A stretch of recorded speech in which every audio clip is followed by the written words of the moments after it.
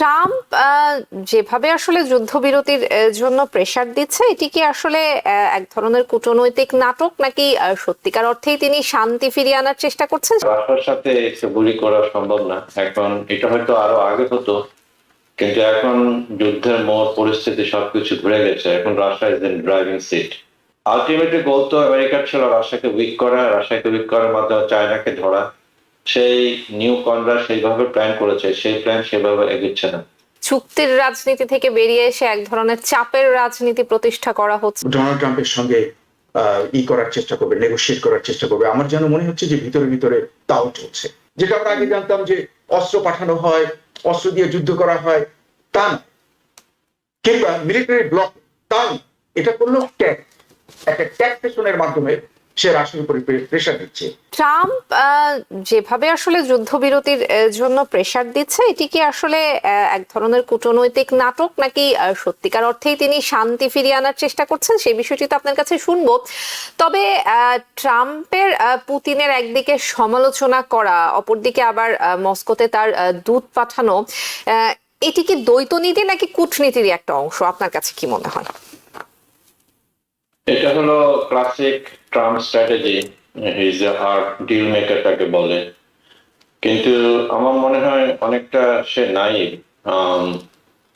Trump মনে করছে সবাইকে একইভাবে খেলতে পারবে। আপনি দেখেন চায়নার সাথে ট্রাম্পের যে ট্রেড ওয়ার শুরু করেছে, এখন কিন্তু অনেকটা থমকে আছে, কারণ চায়নারও চিপ আছে হাতে। ট্রাম্প শুধু খেলতে পারে উইকার কান্ট্রিগুলোর সাথে। এবং দেখেন অনেকেই ট্রাম্পের সাথে সে দেখা করে গেছে, just to have their tariff rate reduced. The same thing with রাশিয়ার সাথে গুলি করা সম্ভব না এখন। এটা হয়তো আরো আগে হতো, কিন্তু এখন যুদ্ধের মোড়, পরিস্থিতি সবকিছু ঘুরে গেছে। এখন Russia is in driving seat.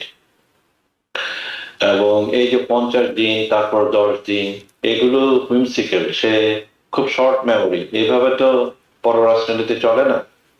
কিন্তু যুদ্ধের একটা অবসান হওয়া দরকার। কিন্তু আমার যেটা মনে হয় 2 বছর আগে যুদ্ধটা যদি কমপ্লিট হতো, মানে যুদ্ধবিরতি যদি হতো, তাহলে অনেকগুলো জীবন বেঁচে যেত, অনেক জানমাল, অস্ত্রের মানে কম ক্ষতি হতো। কিন্তু এখন যে সলিউশনটা হবে টোটালি রাশিয়ার ফেভারে।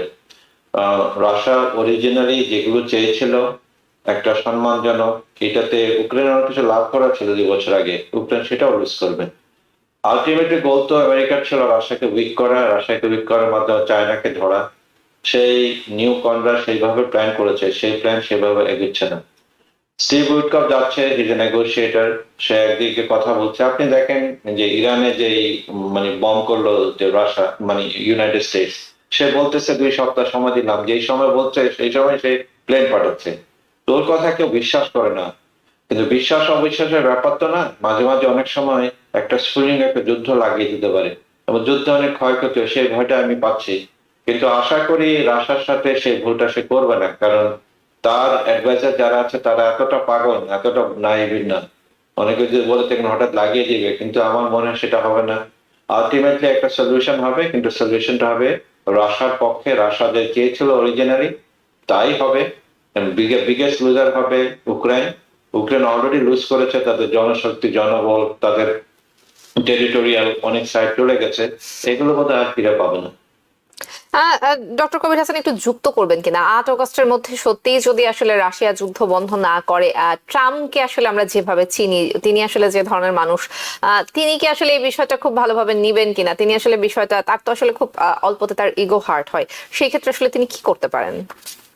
না, ট্রাম্পের একটা জিনিস আছে, যারা আর্ট অফ ডিল মেকার তারা কিন্তু ইগোকে হজম করতে পারে খুব তাড়াতাড়ি। সে যে ইগোকে হজম করবে, আপনি দেখেন এই যে টেরিফের বেলা, মেক্সিকোর বেলা 90 days বাড়িয়ে দিয়েছে। সে চাচ্ছে কোনো একটা ডিল তার পক্ষে আসুক। এতে 8 তারিখে 50 দিন, 50 থেকে 8-এ নিয়ে আসছে হয়তো ওই যে ইউরোপিয়ান পাওয়ারদের কসলা নিতে। কিন্তু সেটা 8 তারিখে নেমে 10 দিন, এটা আবার বাড়াবে। আলটিমেটলি একটা সম্মানজনক সলিউশন ট্রাম্পের জন্য ভালো, কারণ ট্রাম্প তো আলটিমেটলি এখন যদিও shift budget aid, Ukraine aid, এটা ইউরোপের দিকে ছেড়ে দিয়েছে, কিন্তু স্টিল যে জিনিসগুলো অলরেডি বাইডেন অ্যাডমিনিস্ট্রেশন এবং আগে ট্রাম্প অ্যাডমিনিস্ট্রেশন এগ্রি করেছে সেগুলো তো কন্টিনিউ করলে আমেরিকান ট্যাক্স পেয়ারদের জন্য বিরাট অসুবিধা। তাছাড়া আপনাকে এটা মনে রাখতে হবে যে বিগ বিউটিফুল বিল, এটা ট্যাক্স কমানোর যে ট্যাক্সের টাকাটা অন্যভাবে তো আনতে হবে, যে টাকাটা ক্ষতি লস হয়ে যাবে, যে ট্যাক্স রেভিনিউ আসবে না, সেটা কিভাবে কমাবে? আপনি দেখেন ইউএস এর মতো এজেন্সি বন্ধ করে দিয়েছে, তারপরে বিভিন্ন এই বন্ধ করে দিয়েছে, এনআইএইচ এর মতো বিরাট গ্র্যান্ড যেটা আমেরিকান লং টার্ম টেকনোলজিক্যাল অ্যাডভান্সমেন্টকে এফেক্ট করবে।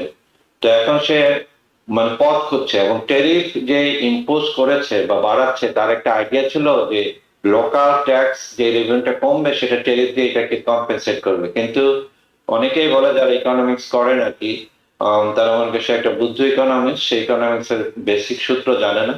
এই যে ট্যারিফও আরেক ধরনের ট্যাক্স, ট্যাক্স একদিকে কমাচ্ছে, এক ট্যাক্স বাড়াচ্ছে অন্যদিকে। তো ট্যাক্স কাদের উপর কমাচ্ছে? ট্যাক্স রেট কমে আমেরিকাতে এটা ধনী শ্রেণী এবং কর্পোরেট ওয়ার্ল্ডকে সাহায্য করছে।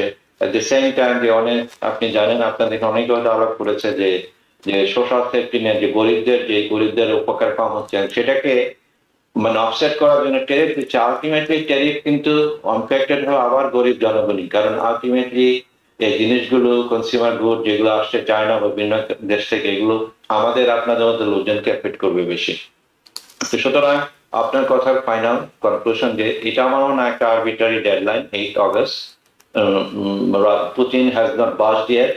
এবং যে দুইটা সাবমেরিনের কথা বলেছে, এগুলো কথার কথা বলে, এগুলো রাশিয়ানো সাবমেরিন জানে। আপনি জানেন যে সমুদ্রের কোথায় সাবমেরিন আছে রাশিয়ার, যে মানে নিউক্লিয়ার, এবং তাদের নিউক্লিয়ার ক্যাপাবিলিটিস কিন্তু ইকুয়াল, ইচ্ছে করলে ধমক দিতে পারবে না। সুতরাং আমিও মনে হয় এই ডেডলাইন আবার পিছুবে।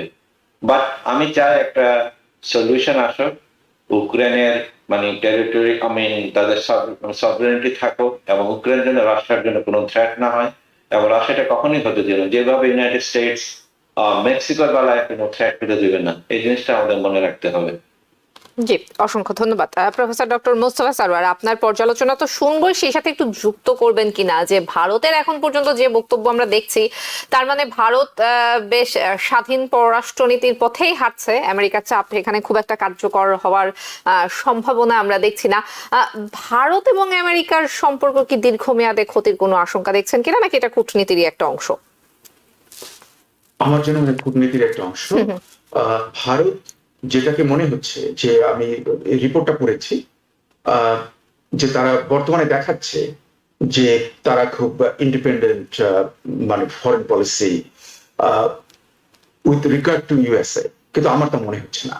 আলটিমেটলি ভারত উইল ইল্ড, তারা নিজেরাই ডোনাল্ড ট্রাম্পের সঙ্গে করার চেষ্টা করবে, নেগোশিয়েট করার চেষ্টা করবে। আমার যেন মনে হচ্ছে যে ভিতরে ভিতরে তাও চলছে, কারণ যে তেল মানে ভারত রাশিয়া থেকে আমদানি করছে সেটাকে রিফাইন করছে, যেটা ক্রুড ওটাকে রিফাইন করছে, রিফাইন করে তো একদম মার্কেট প্রাইসে বাইরে ছেড়ে দিচ্ছে।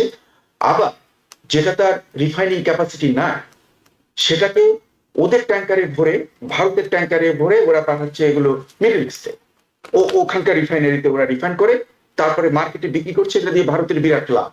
এটা ঠিকই ডোনাল্ড ট্রাম্প ধরেছে যে এই ফাঁকতালে ভারত অনেক লাভ করে নিচ্ছে, কাজে সেটার উপরই ডোনাল্ড ট্রাম্প ট্রানজাকশনাল, আমি আপনাদেরকে অনেকবার বলেছি, কাজে এটার উপরে ভাগ বসাবার সে চেষ্টা করছে।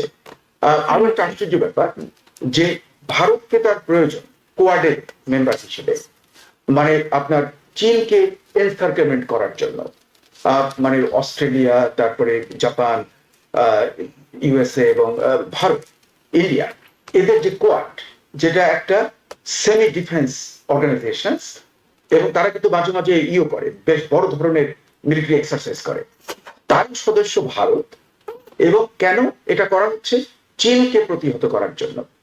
কিন্তু 100% যখন সে ট্যারিফের কথা বলছে রাশিয়ান অয়েল সম্পর্কে, তখন সে শুধু ভারতকে বলছে, তার নিজের বন্ধুকে বলছে, এবং নিজের বন্ধুকে যার শত্রু বানাচ্ছে তাকে সে ফ্রি দিয়ে দিচ্ছে। এই যে একটা ব্যাপার, এটা আমার কিন্তু মাথার মধ্যে খেলছে না। আমার যেন মনে হচ্ছে যে যেহেতু ভারত উইকার দেন চায়না, এই কারণে সে উইক লিঙ্ক, যে তার উপরে সে চড়াও হচ্ছে, চীনের ব্যাপারে সে ওটা সাহস পাচ্ছে না। কাজে আমার যেন মনে হচ্ছে যে আমি ডক্টর কবির হাসানের সঙ্গে একমত যে হি উইল নেগোশিয়েট, মানে ট্রাম্প উইল নেগোশিয়েট, সে একটা ব্যাপারে সিদ্ধান্তে অবিচল থাকবে না। আমরা অতীতেও দেখেছি যে বারবার সে চেঞ্জ করে, কাজে চেঞ্জ করবে, কারণ 100% tag on all Indian goods is very, যেখানে ওরা মিউচুয়াল কয়েক মাস আগে ভারত এবং যুক্তরাষ্ট্র তারা কিন্তু সিদ্ধান্ত নিয়েছিল যে তাদের যে মিউচুয়াল ট্রেড $500 billion উঠাবে, যেটা তাদের উদ্দেশ্য। এবং আমার মনে হয় না 57 আর 58 বিলিয়নের মতো, মানে it is favouring the India. আমার নাম্বারটা হয়তো ভুল হতে পারে, আমার যতদূর মনে আছে। তাহলে দেখা গেল যে এত বড় একটা ডিল আমার মনে হয় না যে একদম মানে একদম ঝগড়া লেগে যাবে, আমার মনে হচ্ছে না। এটারও একটা সমাধান হবে এবং সেটারই আমরা অপেক্ষায় থাকবো। জি, কিন্তু professor doctor Mostafa Sarwar, America যে মানে কিছুদিন পর পর যে হুমকি দেয়, মনে হচ্ছে না যে মানে চুক্তির রাজনীতি থেকে বেরিয়ে এসে এক ধরনের চাপের রাজনীতি প্রতিষ্ঠা করা হচ্ছে? মানে বিশ্ব বৈশ্বিক অর্থনীতিতেও তো এটা খুব বাজে একটা প্রভাব ফেলতে যাচ্ছে বলে সবাই আশঙ্কা করছেন।